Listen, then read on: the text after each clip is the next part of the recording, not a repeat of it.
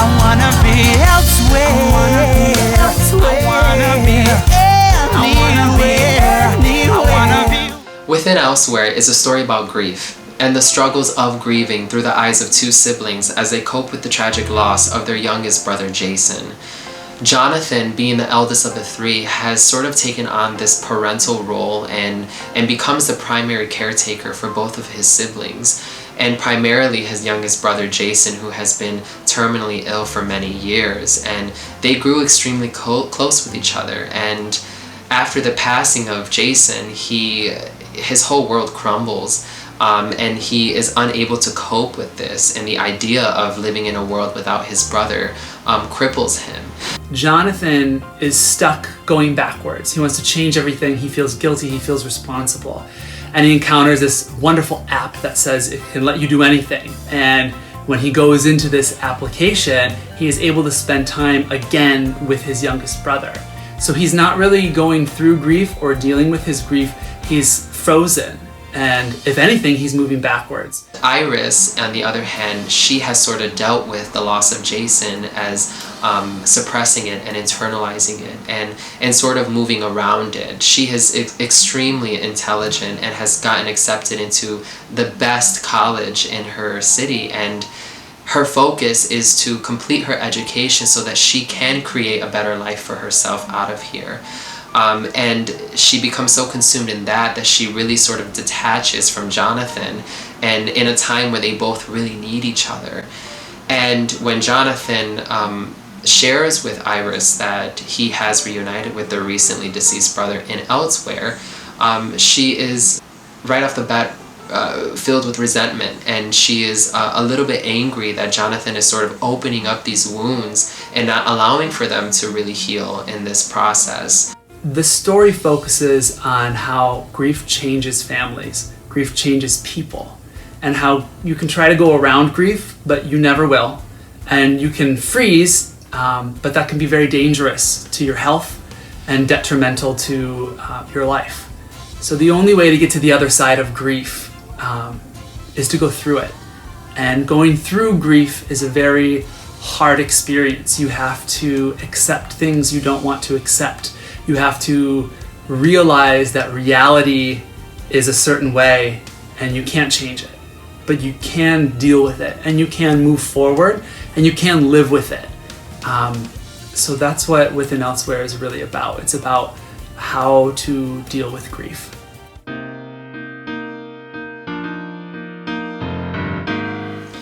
I conceived the idea of Within Elsewhere based off of a personal experience. After the loss of my grandfather a couple years ago to cancer, I saw the impact of his death and the effects that had on my mother and my aunts and uncles, and the effects that it just naturally had on the entire family. It truly put a wedge between relationships and sort of tore the family apart. More so, I was able to talk to my mother a lot about her grieving process with my grandfather that she is still sort of going through to this day. And that weirdly inspired me to write this idea of what if you can change what has already been done. And I approached Trent with this concept and idea of a world where solving all your problems is by downloading a simple app on your phone. What if we can escape to a world where you can change and be who you want to be there? And the effects that might have was also interesting to me to explore. Sometimes we think we want something, or we desire something, or we had wished we'd done something a certain way, and if we went back to change that, is that truly what we wanted? Trent truthfully had taken this idea that I presented to him, and he magnified it. He brings this musical world of Within Elsewhere and sort of paints his own version of this story that truly inspired my writing and my editing for Within Elsewhere, and we both had created this piece, really attached the ideas of it from personal experiences and from just everyday experiences and what we share and what we have witnessed with everyone's obsession of validating themselves through technology and social media, and infusing all those big, great, fun ideas into what we now call Within Elsewhere. For the music, I really wanted to balance out the gravity of the show because there is so much grief that we're dealing with. I wanted to have some levity with that and have some fun on the other side. Because that's truly how life is. You may suffer through tragedy, and there are still moments where you laugh, and there are still moments where you find something funny and hopeful, and they're balanced out by how maybe depressed you feel or how much pain you feel, and everything kind of layers on top of each other to create the experience that you're going through. So in order to achieve that, I wanted to write in styles that I also find really fun. So there's a lot of rock in the show. It's very much a rock pop show. But it's still very focused on story. So we're not trying to go scene, song, scene, song, scene, song, scene, song.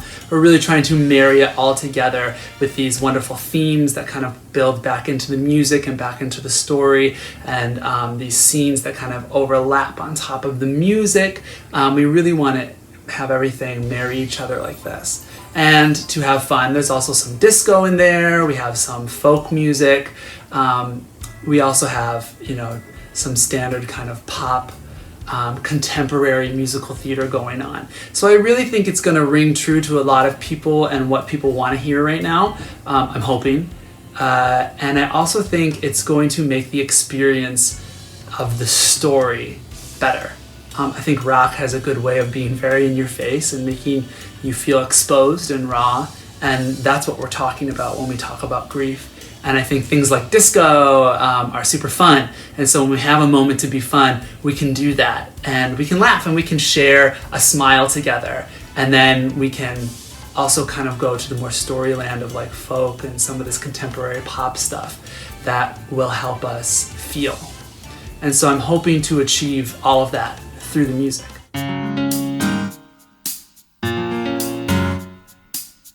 So it's a funny story, really. Josh and I went to the same academy. We're from the same part of New York. We're both from Rochester, New York. We both participated in like those area all-state, those choirs where like when you're in high school and you have to audition and blah, blah, blah, and they bring all those music geeks together to sing. We both did a bunch of extracurriculars at the academy in New York that we both attended. We were 1 year apart, and we never met each other through any of this. Never once had an interaction.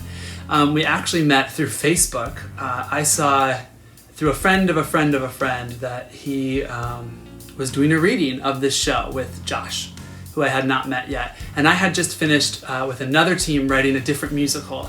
And I was hungry to do more. I thought this was really great. I want to do this again. I want to do it right now. So I sent him a message and I was like, let's meet. It doesn't seem like you have any music yet for this project. And so we did, and ever since then it's been kismet. We've been through a lot together, and our biggest project would be, The Imaginary, and now this. We are so incredibly thankful to have this opportunity to work with the team at Live and in Color, because not only have they created a safe, creative environment where all actors and writers can come and explore new works and try things with their work, to really get their piece to that next level is anything that a writer and actor could ask for. How Josh and I feel about them is truly unique, because when we set off to start writing, we were trying to figure out what it is that we're trying to do in the longer, arc of things, beyond just the one show. And one of the things we settled on is that we really wanted to create theater that was more of kind of an empty palette, where anyone could be anything. Roles don't need to be tied to race or gender or body size or height. We really wanted to create stories where what we did with the dialogue and music rings true and holds strong no matter who is performing it. I have always supported this idea of everyone is inclusive, and the shows that I write that anyone can play all characters is something that I always keep in mind, and Trent keeps in mind when we write our shows and when we write our music. And I love that Live and in Color truly supports this and encourages this. I think what we wanted to accomplish and where the Theater in Color is going is something that works well together, and we are so excited to have the opportunity to develop this project with them. Our goal with Within Elsewhere has always been, to create a piece that is authentic and original to us as writers and creators, but also create a piece that everyone can relate to. And I truthfully feel that given the elements of the story and the ideas within the story, that there are bits and pieces that people can relate to, or is something that rings really close to them. And that is the best thing, is after a show, if someone approaches you and tells you, that really made me feel this, or that really inspired me to do this, then that makes it all worth it at the end for us as writers, is inspiring other people to create or to feel or to do, has always been our goal with writing. Specifically to a time of now, with our country and the state of our country, I think we are all dealing with some sort of grief. And I think we are all going through some sort of pain right now where we can really feel or want to be elsewhere. I think as a country, with everything that's going on, we are all experiencing grief. Grief of the loss of job, grief of the loss of income, or grief of the loss of the life you had, or the grief of the loss of a friend or family member or coworker or someone you knew who may have passed away. And what our show is trying to accomplish is how to navigate that grief. And I think as a country as a whole, we are all feeling that. But we're also communicating differently. We're communicating with technology in ways we never have before. And our show also tries to deal with grief through technology, through this app called Elsewhere, and how technology can be such an amazing tool, and it can do fantastic things, and it can be so helpful. But it can also be detrimental. It can do both. It is not perfect. And so that's why I feel like this is the perfect time to talk about this, because I think that's what we're all feeling as a unit. And I think the show taps into that emotion and how to process it and what it does to you and how does it make us feel and what does it make us do. And so without planning it, I think we found ourselves in a situation where we're really talking to the world and how we're feeling on a bigger scale than I think we ever planned.